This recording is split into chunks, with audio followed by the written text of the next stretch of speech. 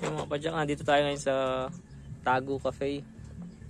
Ito yung dating fish pond. Ngayon ay bird sanctuary na siya. May mga bangus daw dati dito, may mga alimango, may mga hito, mga ganun po, tilapia. Tilapia.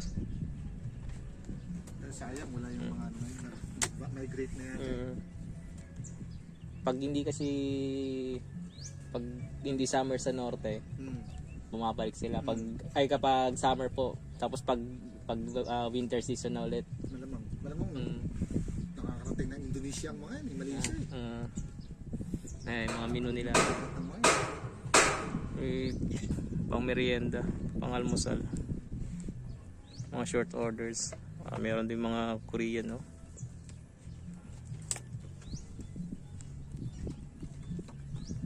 Yan. Tago. Kaso yung kinain na natin kanina yung tibsok. Tibsok. Lugar yun. Pangalan ng Tibsok special bakchoy and lomi. Sa San Enrique yun. Parehas. Ito San Enrique. famous to ang Buko Pie. Buko pie. Ito. Kupay din dito.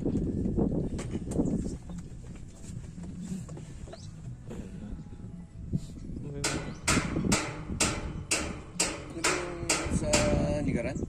Yan. Di mais. Ay,